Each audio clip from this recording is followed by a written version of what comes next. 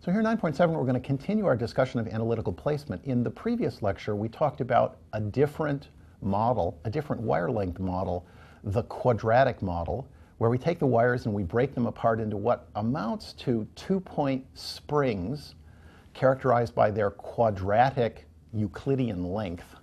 And we add up all those lengths and we can write an equation to actually minimize it. So in this lecture, we're going to show how the quadratic wire length model makes it possible to actually build an analytical model of placement that we are actually going to be able to solve.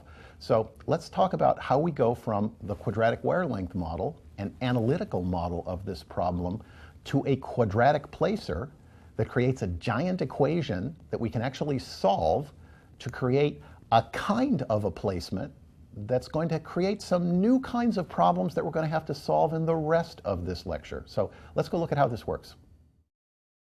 So this is the same example that I showed at the end of the previous lecture, an example in detail of the quadratic wire length model. So again, two pads at 0, 0, and 1, 0.5, two gates labeled 1 and 2, a wire from the 0, 0 pad to gate 1, a wire from gate 1 to gate 2, a wire from gate 2 to pad 1, 0.5, and the weights on those three wires 1, 2, and 4 respectively, going left to right, bottom to top in this little example.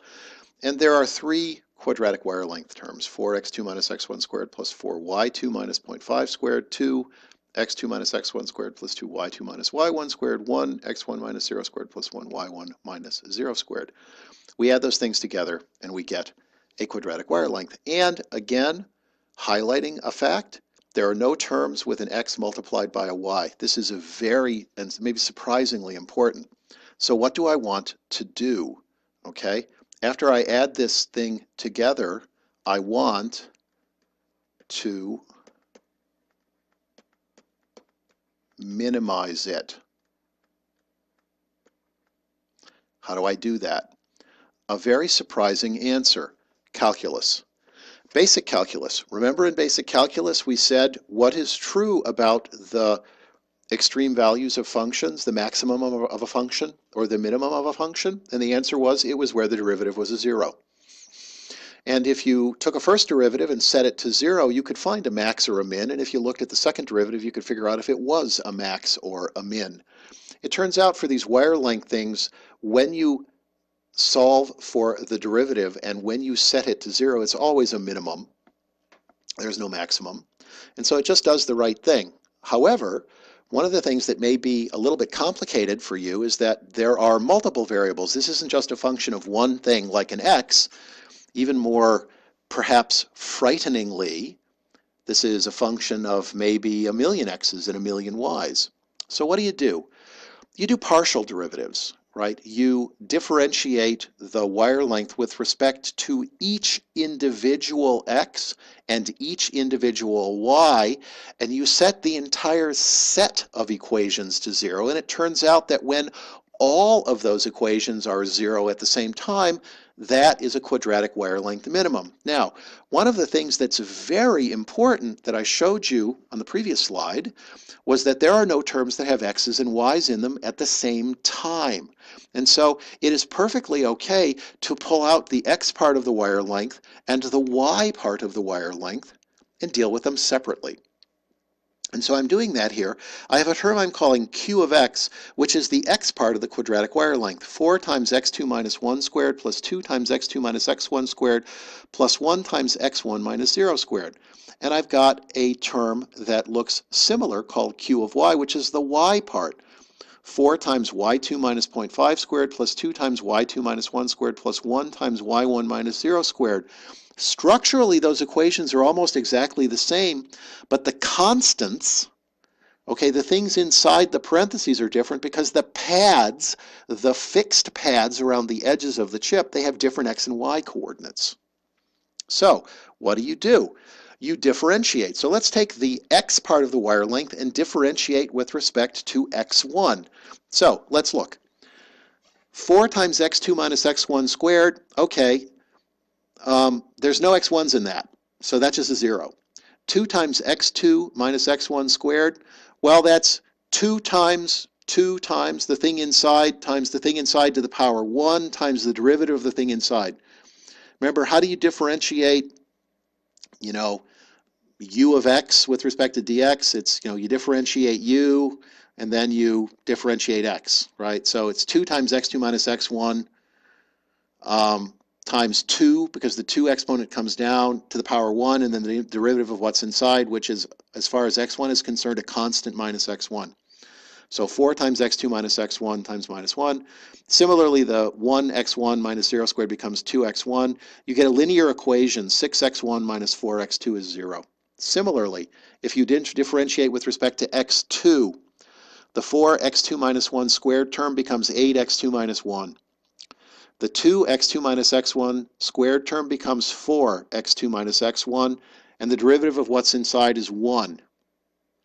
And the 1x1 minus 0 squared term, well, that's x1. It's the wrong variable. It's a constant as far as x2 is concerned. You get a 0. You get another linear equation. 4 minus 4x1 plus 12x2 minus 8 equals 0. And if you do it on the y side, same thing. The derivative with respect to y1 is 0 plus 4 y2 minus y1 times negative 1 plus 2y1, another linear equation. 6y1 minus 4y2 is 0. Differentiate the wire length with respect to y2. Well, the first term turns into 8y2 minus 0.5. The second one turns into 4y2 minus y1. And the third term, it only has y1s in it. It goes away. You get a 0. Another linear equation, negative 4y1 plus 12y2 minus 4 equals 0.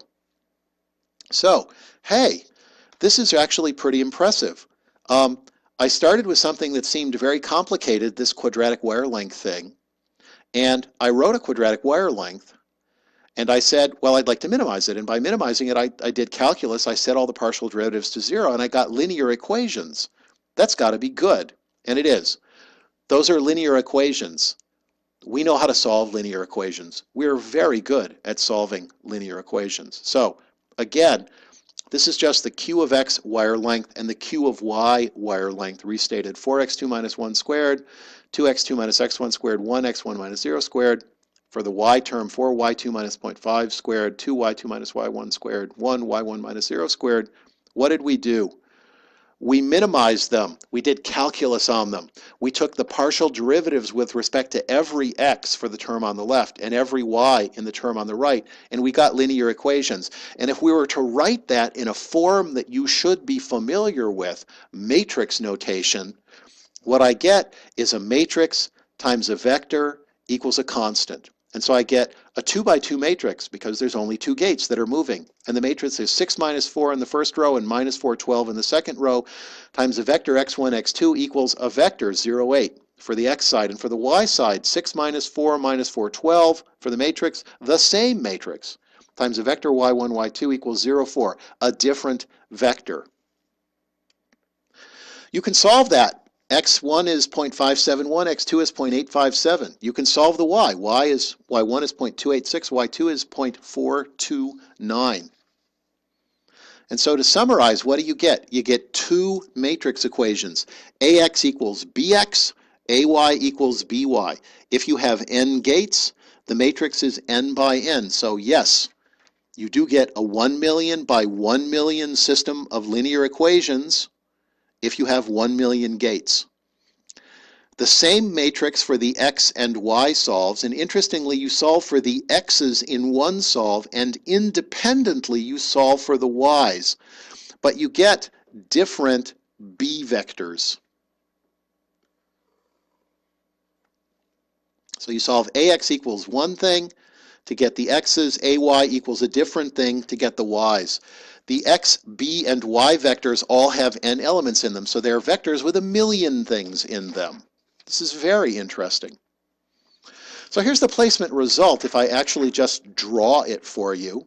So I'm showing you a picture of the unplaced layout again. On the left, a pad at 0, 0 and 1, 0.5. 2 gates, 1 and 2.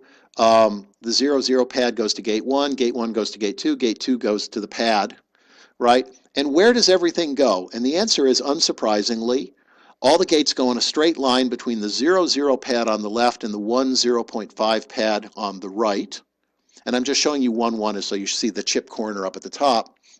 They're all on a straight line, but they're not uniformly spaced. So it's not each sort of 1/3 of that wire length. And the reasons are, one, that it's, well, the big reason is that they do not have uniform weights. The weight on wire 2 was a 4. That's big. Okay, the weight on the wire from gate 2 to the pad is 4. And what happens is that makes the wire very short. And the weight on the wire from gate 1 to 2 is a 2. The weight on the wire from gate 1 to the pad at 0, 0 is a 1. What actually happens is that you see this very significant shortening of the wire with the big weight on it. That's actually pretty cool. So the placement makes visual sense. All the points are on a straight line between the pads. And the analog of what's happening here is that in this model, each 2-point wire is like a spring, okay, or like a rubber band or an elastic band or whatever you want to think of as a stretchy thing that resists being stretched and pulls things in a straight line.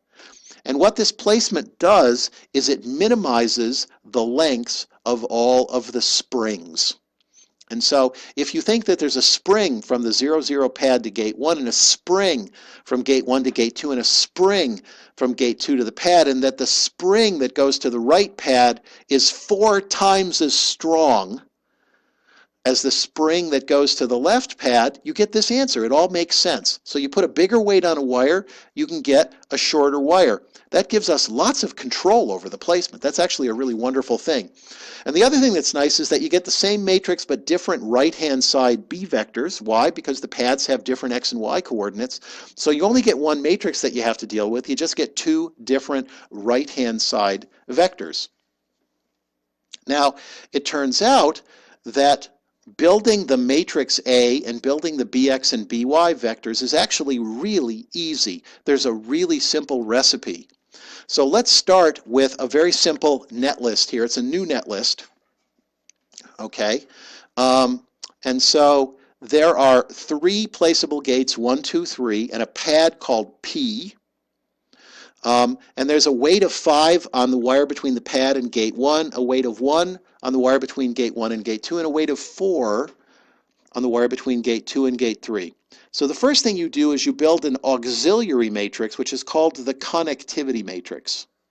That's also n by n, so in this case it's 3 by 3. And I'm just going to write 1, 2, 3 for the columns, and 1, 2, 3 for the rows, so we're sort of clear on that. And it's very simple. If a gate I has a 2-point wire to gate J, and the weight on that wire is W, then you go to the ith row and the jth column, and also the jth row and the ith column, and you put a 1 in it. It's as simple as that. Otherwise, the matrix has a 0 in it. And so, for example, the 4 on this wire from 2 to 3, okay, goes into the 3rd row and the 2nd column, and also the 2nd row and the 3rd column. Right? And one of the things to note, right, which is a little bit strange, right, I'm going to put a kind of a question mark over here, is, hey, shouldn't there be a 5 in here somewhere because this pad thing's got a great big heavily weighted wire? And the answer is the C matrix ignores the pads. There's a special step that happens to sort of put the pads back into this problem. So this is the connectivity matrix. It just tells you what gates want to connect to what other gates and how much. It is a symmetric matrix, as you can see. Cij is Cji. Now, how do you build the A matrix? This is the thing you actually have to solve. 2 sort of 3-step recipe. So the first thing is elements Aij that are not on the diagonal, right? We'd be a little clear here that that's the diagonal. Elements that are not on the diagonal are just the negative of the Cij value. So, concrete example, there's a 4 over here. 4 is not on the diagonal, so there is a negative 4 over here. All right? So that's how you get all the stuff not on the diagonal. Elements on the diagonal are the formula shown here. Aij, okay, on the diagonal, right, which is actually, I guess we could be a little clearer about that, Aii, right? Elements on the diagonal are the sum from j equals 1 to n of Cij plus the weight of any pad wire. It's probably easier to say that in English. Add up the ith row of this connectivity matrix and then add in the weight of a pad. So for example, why is this a 6, right, for a sub 1 comma 1? And the answer is because when we look at gate 1, we see that there is a pad wire with a 5, and then when we add up all of the other wires connected, we add up the row, right, the plus sign, right? When we add all that stuff up, we have a 5 plus the row is a 1, we get a 6. That's why there's a 6 there. And similarly, why is there a 5 for the second element? And the answer is if you add up everything in this row, a 4 plus a 1, and there's no pad wire for either gate number 2, because that's the row associated with gate number 2. There's no pad for that guy. You get a 4 plus a 1, you get a 5. So that's why you get a 5. So pretty simple recipe. Things not on the diagonal minus Cij. Things on the diagonal, add up all the weights of the row, and then go ask, does this gate, the one associated with this row, is it connected to a pad? Yes, add that number in too. That's it. Now, how do I get the B vectors? Also very simple. So I've got a very simple cartoon here of a gate called I connected to a pad at location xi, yi with a weight wi on the wire. And it's really very simple. For the bx vector, if gate I connects to a pad at xi, yi with a wire with weight wi, then set the ith element of the vector to the weight times the x coordinate.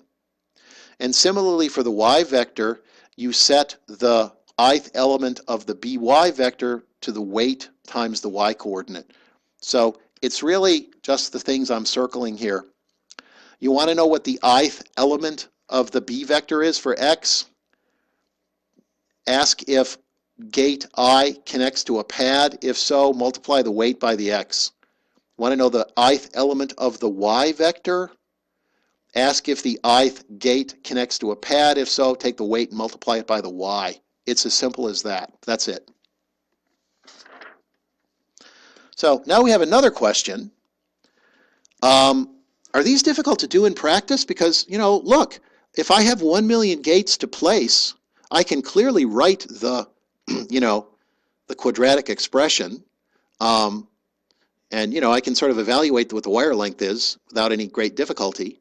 And I can use the recipe to go from the net list of the 2-point wires. And remember, I take the net list and I turn it into a bunch of 2-point wires with appropriate weights. I can take the net list of wires and gates and pads, and I can build the A matrix, and I can build the B vectors. And the A matrix is going to have 1,000,000 by 1,000,000 elements, and 1,000,000 B's and B's for X and 1,000,000 B's for Y. How do I solve that? And the thing that's really quite amazing is these are very easy to solve, even when they're very large.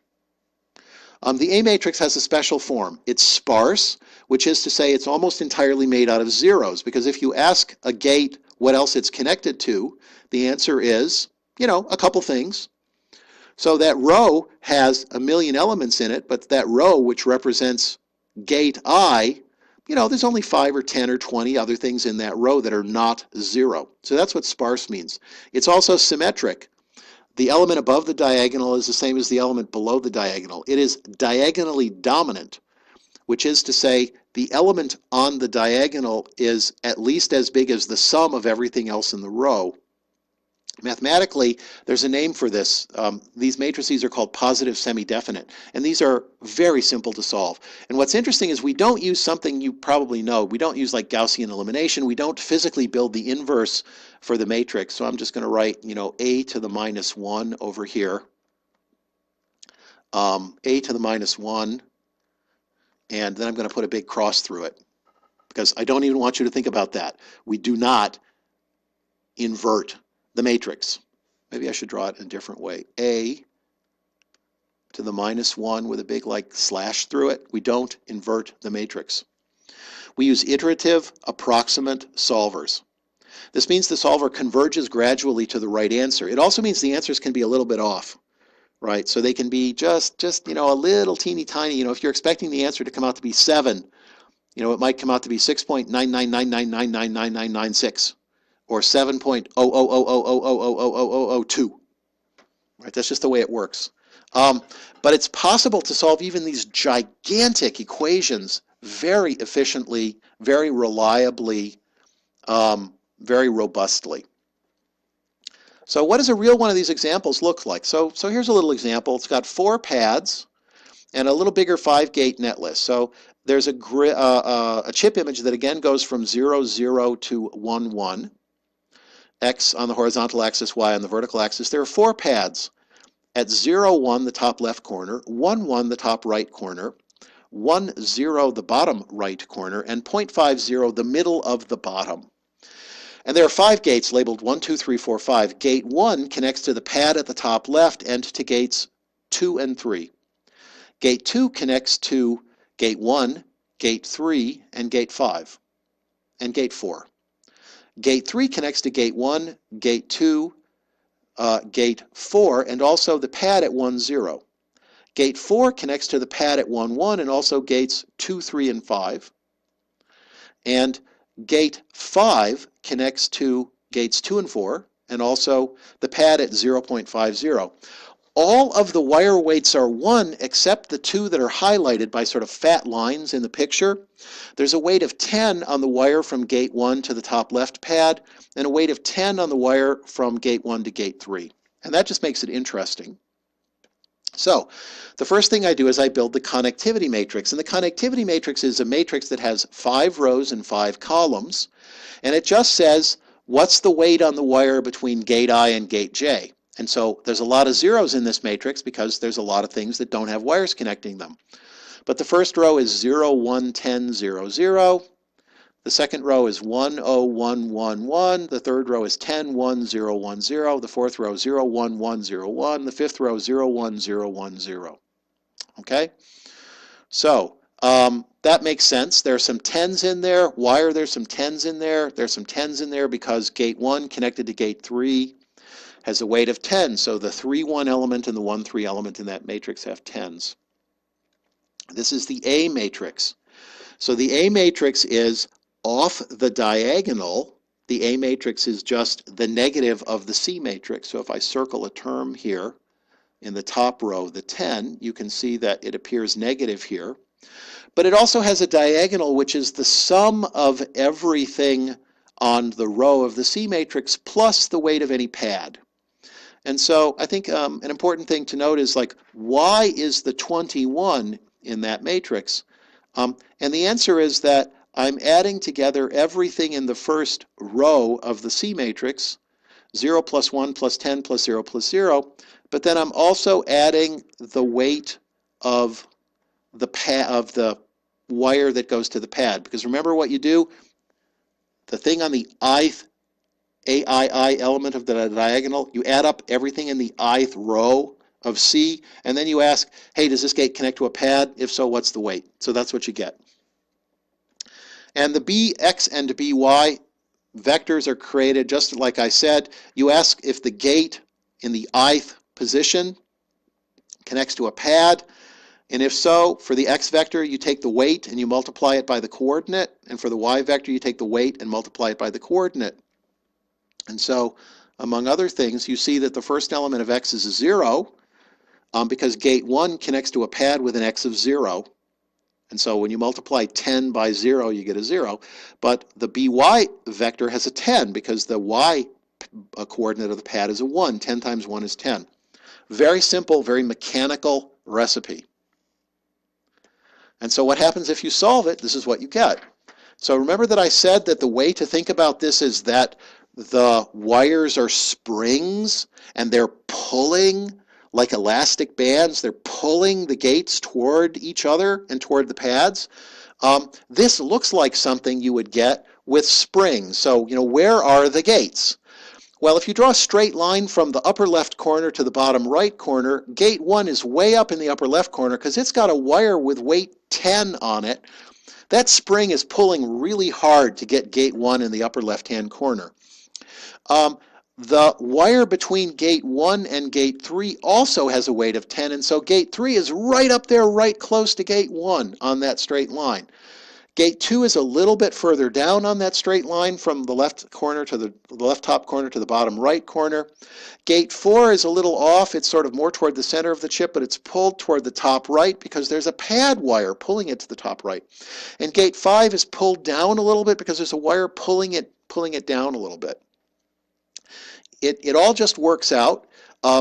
If you like, the physics of the problem makes for a sort of an interesting, sort of intuitive kind of a problem. The other thing that's kind of nice about this that you might not think of, if you really think of the pads as being just these like fixed objects, and you really think of the wires as springs, when you let the gates go, they're all going to be inside, in between the pads. The gates, as a result of this linear solve, they're never going to be outside the surface of the chip because the springs are going to pull them to be in between the pads. That's actually a very nice and very useful feature. So this is what a quadratic placement looks like. And life would be great if we were done, if you could set up this beautiful set of big matrix solves and just solve it and be done. Unfortunately, we're not. There's a new problem, and we're going to talk about that next.